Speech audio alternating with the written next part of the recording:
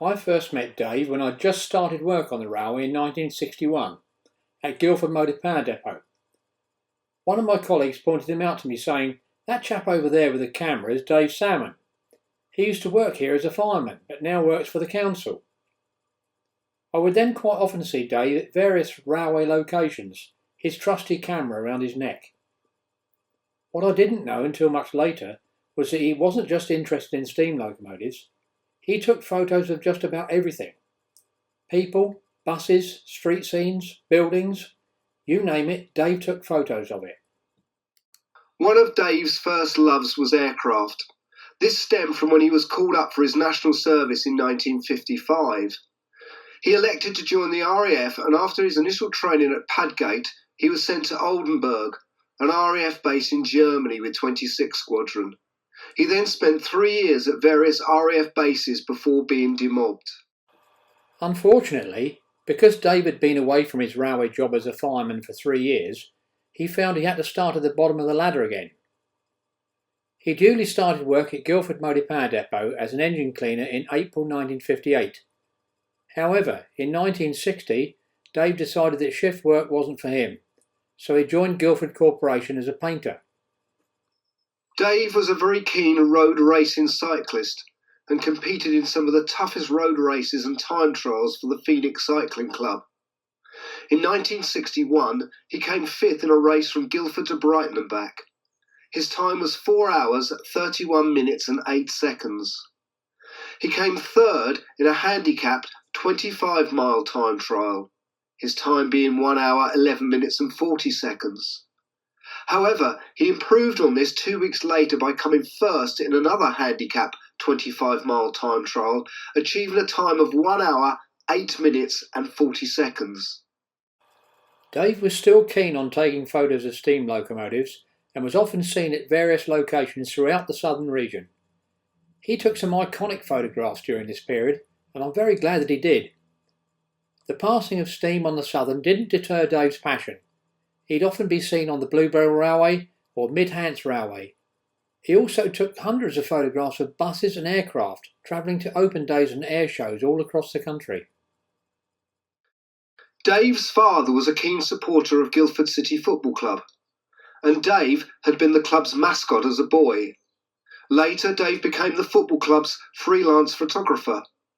His action photos were regularly featured in the sports pages of the Surrey Advertiser.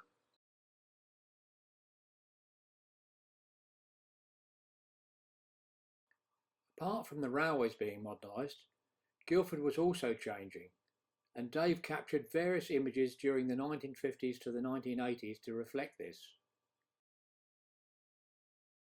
Dave took many photographs of the numerous town carnivals and processions, with floats and marching bands.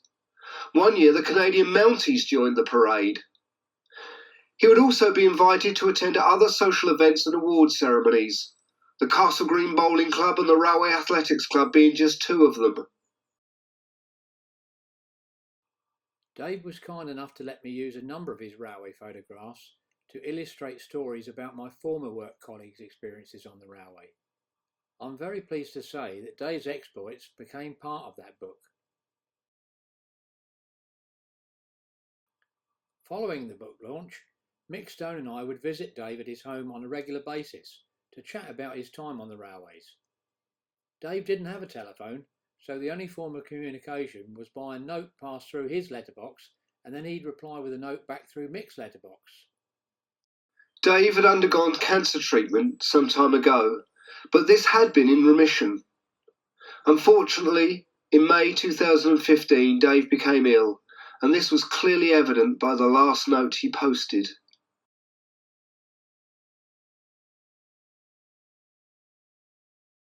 One of Guildford's characters, often seen rolling a cigarette and chatting to various passers-by, will be sadly missed.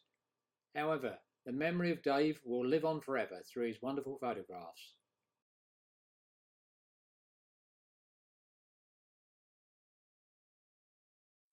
As previously mentioned in their opening introduction, Dave passed away in 2015, and I'm pleased to say that I'm now the custodian of his vast collection of photographs.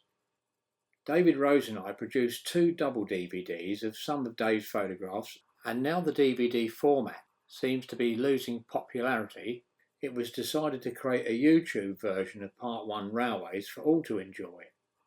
Due to their age, most of the colour slides and negatives had deteriorated so badly they had to undergo a thorough restoration process which took hundreds of hours of painstaking work.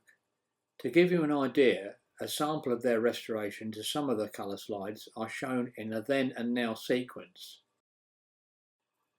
Rebuilt Battle of Britain class number 34052, Lord Dowding at Guildford. BR Standard Class 4MT at Woking with a semi-fast passenger service to Bournemouth. N Class number 31411 at Guildford in 1966. Nine Elms Depot and Coaling Plant.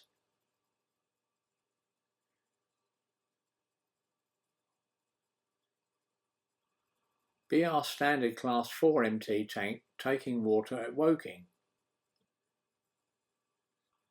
BR Standard Class 2MT number 82029 with empty coaching stock bound for Waterloo.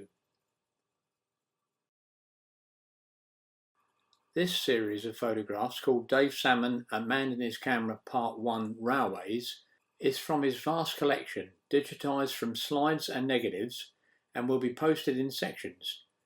These first 2 sections taken by Dave at Guildford Pre-1966 and over the Guildford Horsham branch until its closure in June 1965. Further sections, Guildford 1966 to 67, Red Hill to Reading, Woking area, west of Woking, London area, Barry Scrapyard and other regions, plus bonus photographs that Dave took on the Mid-Hants Railway, Bluebell Railway, post-steam era, plus Dave's audio memories. All these will follow soon.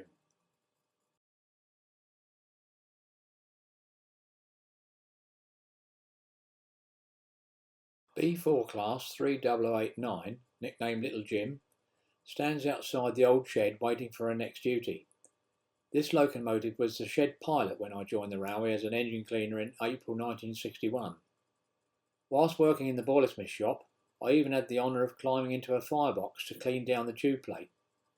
H15 Class 30522 is berthed in the back road at Guildford Coal Stage, awaiting her next turn of duty in 1961. A Salisbury-based locomotive since 1959, she will work a return journey from Woking Yard to Salisbury with the stone train empties later that afternoon.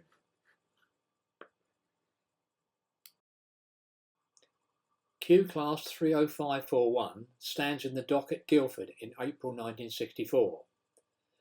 The class was not considered sufficiently important for official preservation, and had it not been for the Wooden Brothers scrapyard in Barry, South Wales, no examples would have survived. She now resides on the Bluebell Railway. U Class 31627 stands on top of a wagon at the rear of the new shed, awaiting her next turn of duty. In the foreground, a heap of scrapped brake blocks await collection.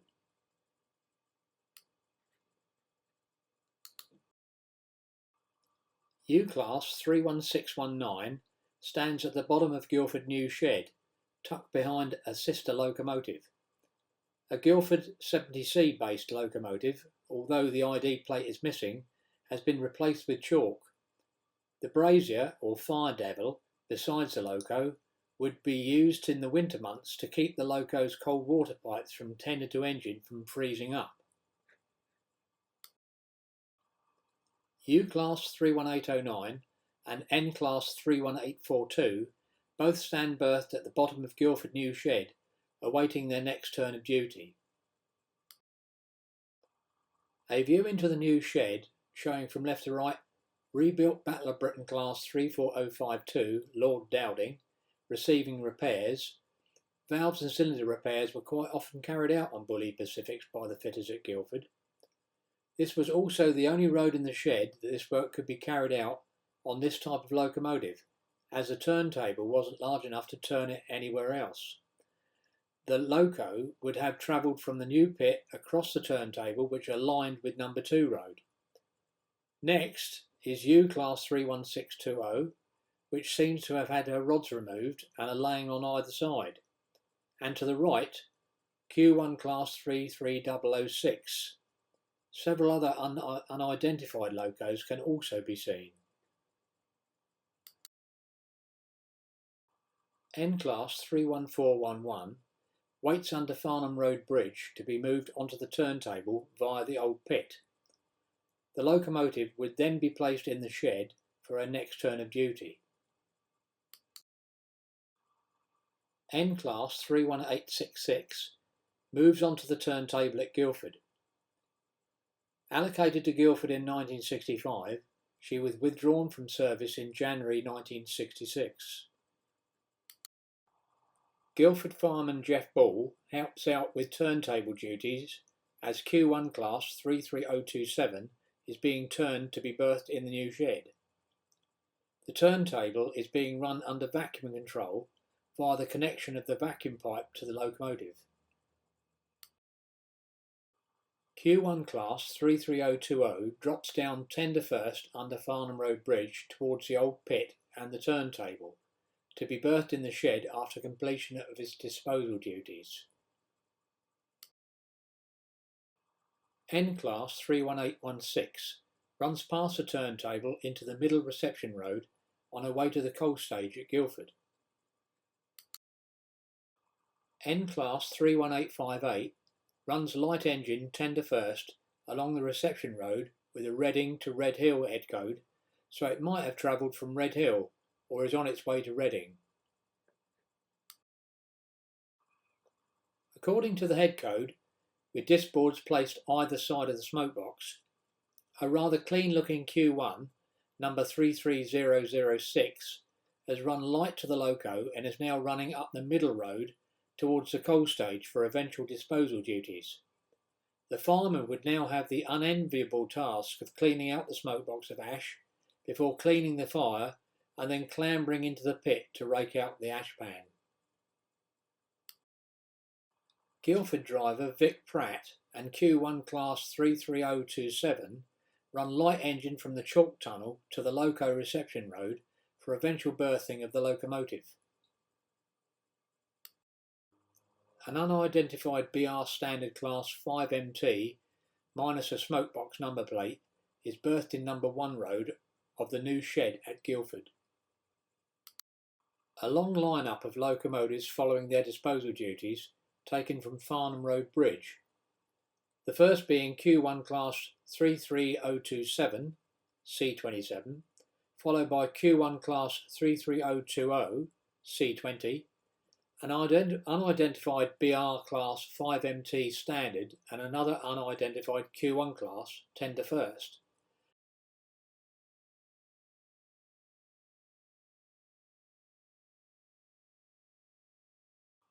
Hard to believe, but 2 HAL 2611, standing berthed in the up carriage siding, was constructed around 1939, 10 years before rebuilt Merchant Navy Class 35028 Clan Line, standing in the back road at the coal stage. An electric multiple unit, EMU, of this type would be berthed in this siding overnight and would form the first train to Ascot in the morning. It was commonplace for drivers and firemen that came in to work overnight, no staff trains in those days, to sleep in the compartments of these coaches, being woken by their colleagues when it was time for them to sign on duty in the early hours. A sheet of newspaper would be placed in the window to give an indication of where they were resting. Guildford driver Jack Cook has just berthed original Battle of Britain Class 34051 Winston Churchill in the back road of the coal stage at Guildford to await further duties. A Salisbury-based locomotive, she would most certainly have worked a loaded stone train from Salisbury to Woking Yard before running light engine to Guildford for disposal. This photo shows Guildford driver Jack Cook at the controls of original Battle of Britain Class 34051 Winston Churchill. Q1 class 33018 runs light engine tender first from the back road to the reception road exit, most probably on its way to pick up a goods train in North Box sidings for Petersfield, as the head code disboard suggests. Q1 class 33006 moves down towards the coal stage after working a freight from Aldershot to Guildford Yard. N class 31408 has run up the engine reception road to reverse into the back road to berth. Notice that this N class locomotive is one of several that were left-hand drive, the driving controls normally being on the right-hand side of the locomotive.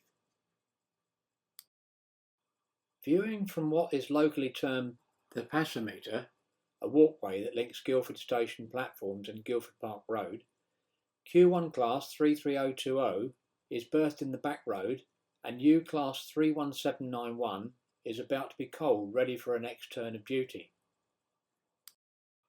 Dave grabbed the opportunity to photograph original Battle of Britain class 34066 in the back road of Guildford Coal Stage on the 11th of July 1965.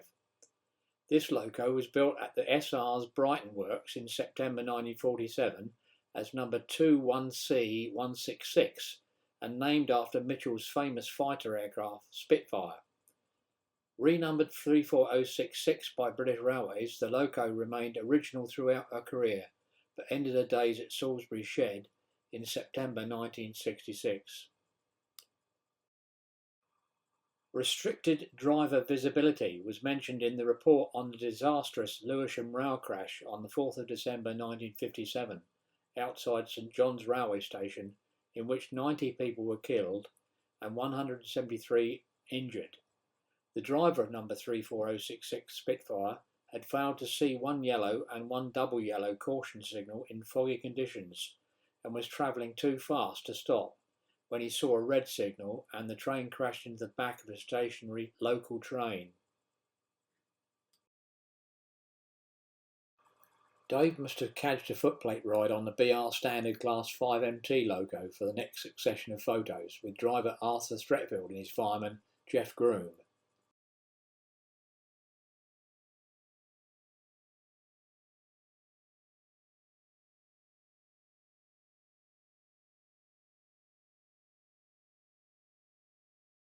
Steam raiser Claude Johns poses for a photograph. Wearing a sparkling clean set of overalls, Guildford top link driver Frank Maidment oils round at the coal stage at Guildford.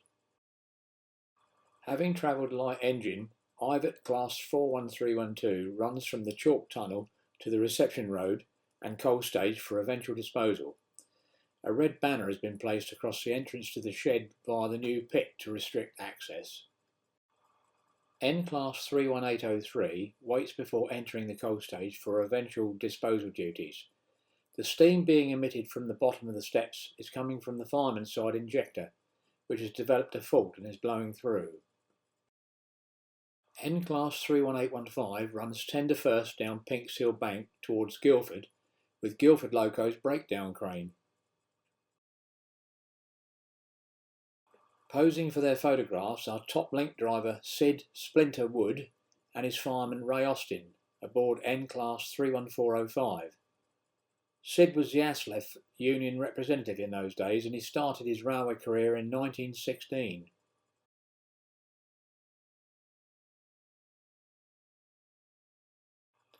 M7 class 30378 is seen here working the 6:04 p.m. passenger service from Guildford to Horsham in 1963. The other regular M7s on this duty at the time were numbers 30132 and 30246. A Horsham-based fireman keeps a watchful eye on the water rising in the side tank of IVAT 41294 at the London end of Platform 3 at Guildford, the up Cobham line. This was a regular practice, and once the tanks had been replenished, the loco would run round the train it had left in Platform 3, couple up and then shunt the train to Platform 2, the down Cobham, for its return service to Horsham. The fireman of IVAC class 41301 looks up towards Dave, who is on Yorkeys Bridge, as the locomotive makes a shunt into the up yard to pick up its train for the Horsham service. This type of loco replaced the M7 class before the line closed in July 1965. IVET class 41301 runs into platform 2 with the empty coaching stock that will make the Horsham service. In the background, one of the remaining semaphore starting signals can be seen on the end of platform 1. IVET class 41287 heads under Ferry Lane Bridge, just south of Guildford, with a passenger service to Horsham. The fireman holds his hand out to collect the staff from the signalman at Peasmarsh Junction. This will be the driver's authority to pass over the single line section between Peasmarsh Junction and Bramley and Wonhurst Station. This photo shows the Bramley and Wonhurst station sign with W.H. Smith's bookstall outside the station. Bramley and Wonhurst signal box and crossing gates was situated at the Horsham end of the station. This shot, taken from the carriage window, shows the train heading towards Cranley. The redundant Way and Arun Canal can be seen to the left of the photograph. This view shows Cranley Station and signal box looking towards Horsham.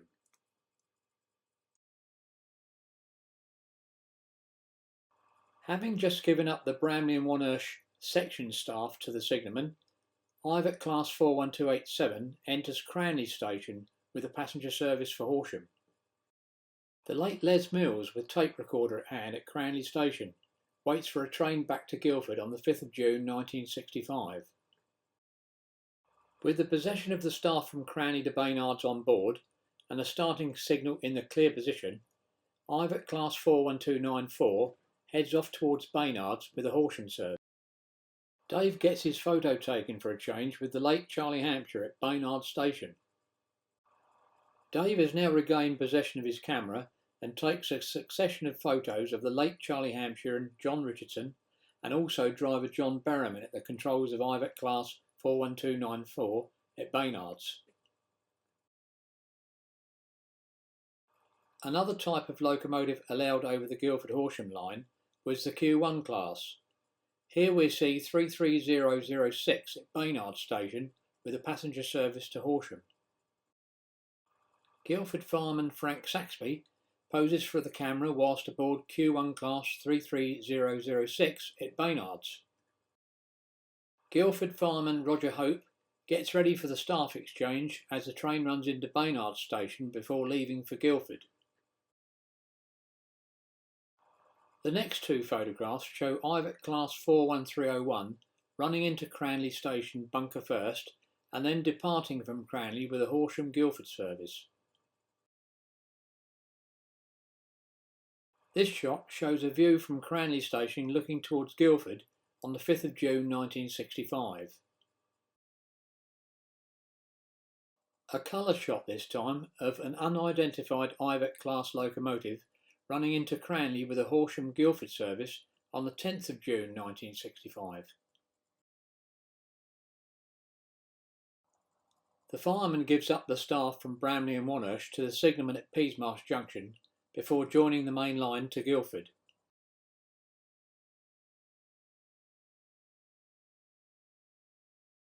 IVET class 41294 passes under Ferry Lane Bridge before entering the portal of the Chalk Tunnel and Guildford on the 2nd of June 1965.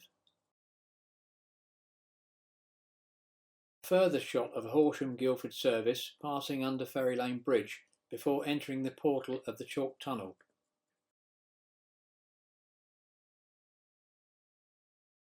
The next three photos show an exceptionally clean Q1 class 33006 getting ready and then working the REC Guildford to Horsham farewell tour excursion to Horsham on the 12th of June 1965.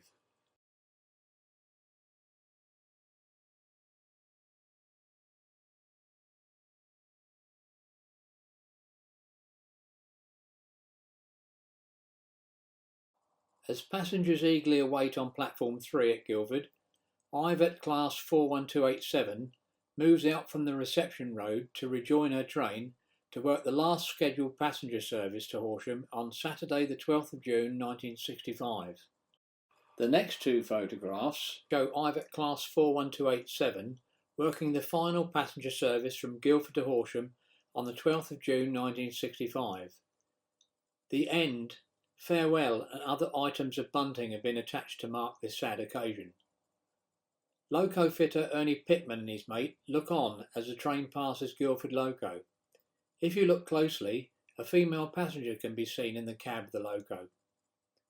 The branch line was one of many that were closed by Dr. Beeching following his report on the future of railways. Q1 Class 33027 and 33006 storm up through London Road Station, Guildford, with a double-headed final leg at the LCGB Weldsman Rail Tour, which they had taken on from Horsham on the 13th of June 1965.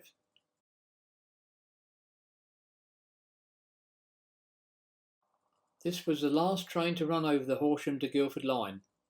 The Guildford crews were driver Doug Stent and fireman Dave Newbury, and driver Jock Miles and Bill Moore.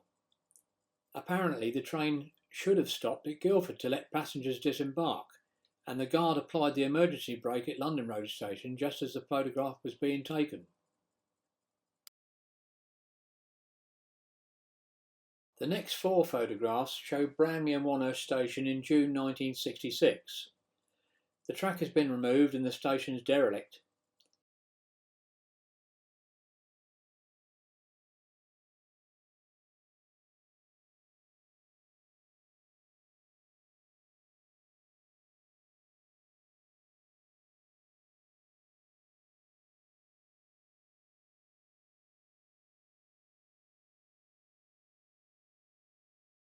The following four photographs show Cranley Station being demolished on the 19th of June 1966 by McAlpine. Cranley Station's overbridge and signal box are still in place, but not for long as demolition commences. Cranley's goods shed is also being demolished, and this area is now Cranley's shopping precinct, Stockman Square. This photo shows the track bed that was once the Guildford to Horsham line. It now forms the Downs Link footpath and bridleway. The Horsham to Guildford branch line has now been removed, and Peasmarsh signal box is also awaiting demolition.